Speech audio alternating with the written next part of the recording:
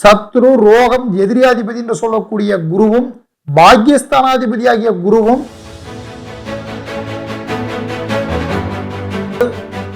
குடும்பத்துல யாருக்காவது நோய் நொடி, கஷ்டம், ஹாஸ்பிட்டல் செலவு, வைத்தியம் இந்த மாதிரி நீங்க பண்ணிட்டு இருந்தா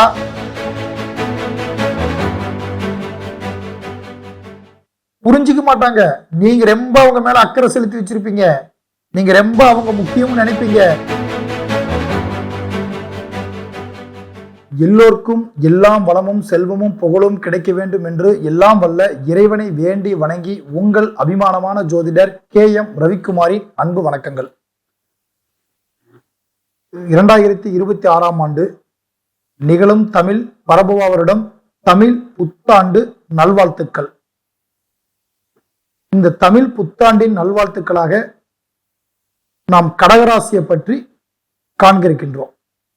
இந்த பரபுவ வருடம் தமிழ் புத்தாண்டின் தொடக்கத்துல இந்த கடகராசிக்காரர்கள் உங்களுக்கு குடும்பம், தொழில், வாழ்க்கை, வரும் இந்த வருட பலன் எப்படி இருக்குதுன்றது மிக எளிமையான முறையில இந்த காணொலி மூலமா நம்ம பார்க்க இருக்கிறோம்.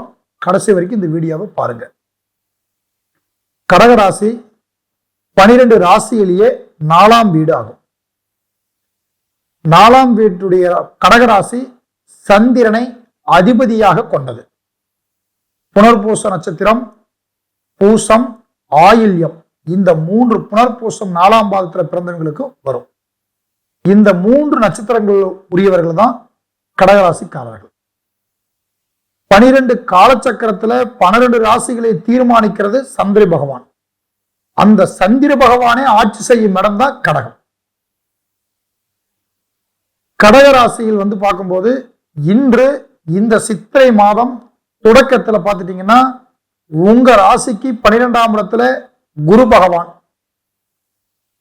ராசிக்கு 9ஆம் இடத்துல செவ்வாய், சனி, புதனும், ராசிக்கு 2ஆம் இடத்துல கேதுவும், 8ஆம் இடத்துல ராகு பகவானும் அமைந்திருக்கிறாங்க.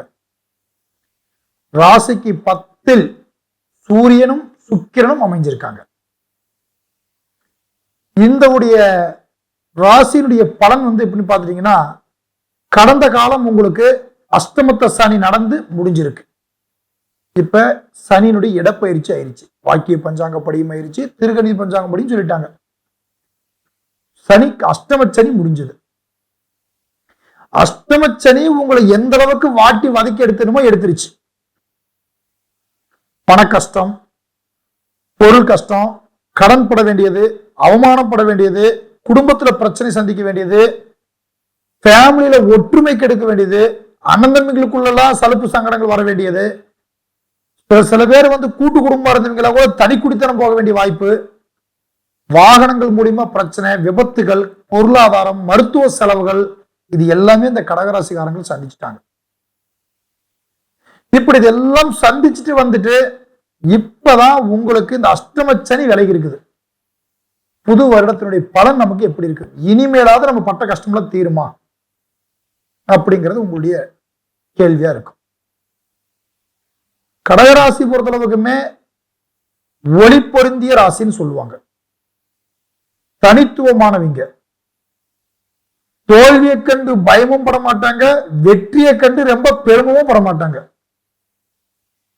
காரணம் என்னன்னு கேட்டீங்கன்னா சந்திர பகவான் 15 நாளைக்கு வளர்ப்புற, 15 நாளைக்கு தேய்ப்புற. ஆனா சந்திர பகவானுக்கு உண்டான மரியாதை எப்பயுமே உண்டு. அப்படித்தான் நீங்க வெற்றி வந்தாலும் சரி, அது தோல்வியா இருந்தாலும் சரி, சரி நம்ம நேரம் நம்ம டைம் நடந்துருச்சு விடு பார்த்துக்கலாம் அப்படின்னு போற அளவுக்கு ஒரு பிரச்சனையில ஈஸியா எடுத்துக்கூடிய போற அளவுக்கு கடகராசிக்காரங்க கிட்ட ஒரு டேலண்ட் இருக்கு. கடகராசிக்காரர்களை பொறுத்தளவுக்கு இப்ப பார்க்கும்போது என்ன, 12ஆம் இடத்துல குரு பகவான் உங்களுக்கு சமீபத்துல குரு அதிசாரம் போயிருக்காரு. நிறைய குருவா இருக்கிறாரு. உங்க ராசிக்கு 6ஆம் அதிபதி, 9ஆம் அதிபதி, சத்ரு, ரோகம், எதிரியாதிபதி என்று சொல்லக்கூடிய குருவும் பாக்கியஸ்தானாதிபதி ஆகிய குருவும் 12ஆம் இடத்துல விரயஸ்தானத்தில் அமைஞ்சிருக்காரு. விரயஸ்தானகத்தில் அமைந்திருந்தாலும் மறைந்த குரு நிறைந்த பலனை தரும் சொல்லுவாங்க. உங்களுடைய குரு 6ஆம் அதிபதியாக இருக்கிறதுனால 12 இருந்தாலும் இந்த வருடத்துல எதையெல்லாம் நீங்க பெண்டிங் வச்சிருக்கிறீங்களோ அதையெல்லாம் நீங்க பூர்த்தி பண்ணுவீங்க. ஒரு உதாரணம், வீடு கட்டினீங்க, வீடு கட்டணும் நின்று போயிருச்சு, சரியா பொருளாதாரம் இல்லை, இல்ல ஏதோ ஒரு கால சூழ்நிலையால நிக்குதுங்கிறவங்களுக்கெல்லாம் இந்த வருஷத்துல கட்டி முடிச்சிருவீங்க. அதே போலதான் தொழில் தொடங்கணும், சரியா நம்மளால ரன் பண்ண முடியல, வேலைக்கு ஆட்கள் வரல, இல்ல நம்ம வச்ச இடம் சரியில்லை, பிசினஸ் தொடங்கின வாய்ப்பு சரியில்லை, இப்படின்னு நினைச்ச ஃபீல் பண்ணிட்டு இருக்கிறவங்க எல்லாத்துக்குமே அதுக்கான சொல்யூஷன் இப்ப கிடைக்கும். இப்போ உங்களுக்கு பார்க்கும்போது உங்களுடைய ஒரு காலத்தினுடைய ஒரு சூழலை உங்களுக்கு என்ன முக்கியமா பார்க்கும்போது கேட்டீங்கன்னா, வாக்கு அதிபதி குடும்பாதிபதி என்று சொல்லக்கூடிய 2ஆம் இடத்துல கேது உட்கார்ந்து இருக்கிறார். அப்ப இவங்களை பொறுத்தளவுக்குமே குடும்பஸ்தானகத்துல மட்டும் கவனம் வேணுங்க.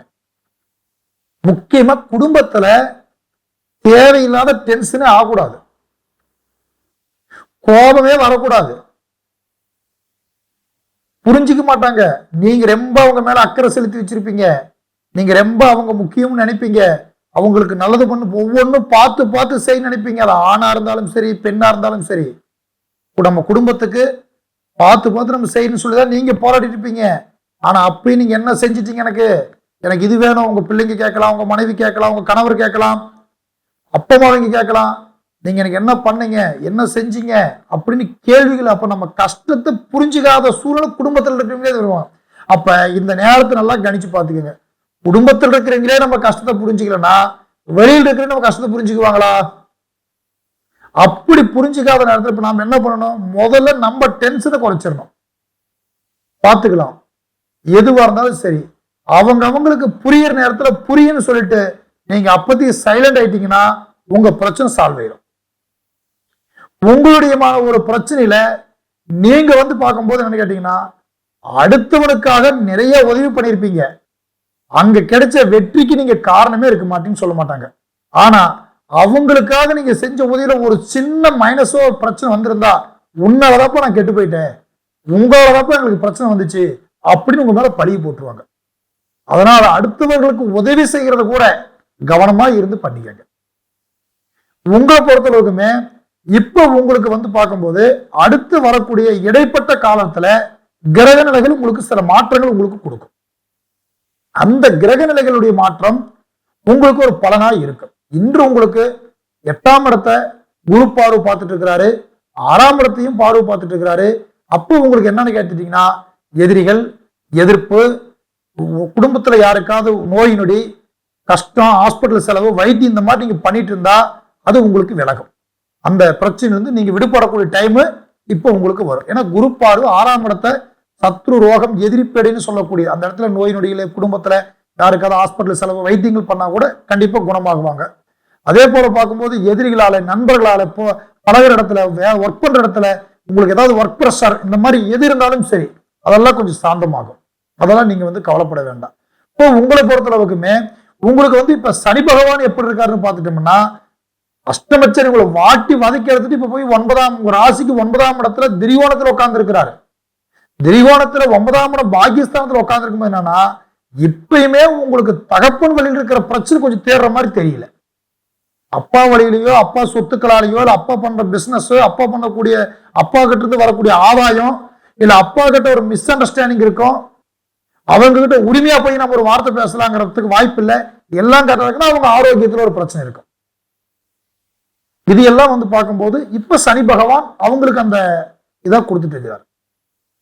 அதே போல சனி பார்வையா பார்த்துட்டீங்கன்னா உங்க ராசிக்கு 11ஆம் இடம் லாபஸ்தானகத்தையும், 7ஆம் பார்வையாக உங்களுடைய சகோதர ஸ்தானகத்தையும், 10ஆம் பார்வையாக உங்களுடைய சத்ரு ஸ்தானகத்தையும் பார்த்துட்டு இருக்கிறாரு.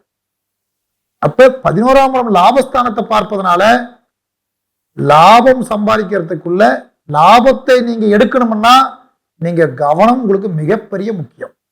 கவனமா இருந்தால் மட்டும்தான் உங்களால லாபத்தை நோக்கி பயணம் செலுத்த முடியும். 7ஆம் பார்வையாக சகோதர ஸ்தானகத்தை பார்ப்பதனால சகோதரத்துக்குள்ள கொஞ்சம் ஒற்றுமை குறைபாடு வரலாம். இளைய சகோதரர்கள், தைரியம், அங்கும் பங்காளிகளால உறவுகள் பாதிக்கப்படுறது, இது எல்லாம் உங்களுக்கு ஒரு சனி பார்வையால உங்களை கொஞ்சம் பாதிக்கும். 10ஆம் பார்வையாக சத்துருக்களை பார்க்காரு. நீங்க கம்முன்னு போனா கூட தேவையில்லாத சில பிரச்சனை தூண்டி விடுவாங்க. இதையெல்லாம் நீங்க கண்டும் காணாம விலகி நின்று நீங்க கரெக்டா அமைதியா உங்க தொழிலுண்டு நீங்க உங்க குடும்பம்னு பாத்தீங்கன்னா உங்களுக்கு சரியான வளர்ச்சியை நோக்கி போறக்கூடிய வாய்ப்புகள் இருக்கும். எல்லாத்துக்கும் மேல திருமணத்திற்காக முயற்சி பண்ணக்கூடியவங்க, திருமணம் நடக்கலையேன்னு எதிர்பார்த்துட்டு இருக்கிறவங்க, குழந்தை பாக்கியம் கிடைக்கலன்னு எதிர்பார்த்து கொண்டிருக்கிறவங்க எல்லாத்துக்குமே இந்த குரு இடப்பயிற்சி வரப்போகுதுங்க. அது உங்களுக்கு ஒரு சாதகமா இருக்கு. அது ஜூன் மாதத்துக்கு மேல உங்களுக்கு வருது. ஜூன் மாதத்துல இருந்து அவங்களுக்கு எல்லாம் அந்த குழந்தை வாரிசுகள் சம்பந்தப்பட்டவங்களுக்கு, திருமண வாய்ப்பு உள்ளவங்களுக்கெல்லாம் நல்லது நடக்கும். அதெல்லாம் ஒன்றும் பிரச்சனை இல்லை. உங்களுடைய இது எல்லாமே உங்களுடைய பொது பலனா சொல்லியிருக்கோம். உங்களுடைய சுய ஜாதகத்தை ஒரு முறை நீங்க தெளிவா இந்த வருஷத்துல பாத்துக்கோங்க. பார்த்துட்டு எந்த காரியமா இருந்தாலும் நீங்க முடிவெடுங்க. வெற்றி நிச்சயம். வாழ்க வளமுடன். உங்களுக்கு ஏதாவது ஒரு சந்தேகம் இருந்தால் கீழே என்னுடைய மொபைல் நம்பர் இருக்கு, நீங்க தாராளமா கால் பண்ணி உங்க டவுட் எதுவா இருந்தாலும் நீங்க கேட்கலாம். நன்றி, வணக்கம். அனைவருக்கும் தமிழ் புத்தாண்டு வாழ்த்துக்கள். அடுத்தடுத்த வீடியோவை நீங்க பார்க்கறதுக்கு சப்ஸ்கிரைப் பண்ணி வச்சுக்கோங்க. பிடிச்சிருந்தால் லைக் பண்ணுங்க. உங்க ஃபேமிலி ஃப்ரெண்ட்ஸுக்கு எல்லாத்துக்கும் ஷேர் பண்ணி சப்போர்ட் பண்ணுங்க. நன்றி, வணக்கம்.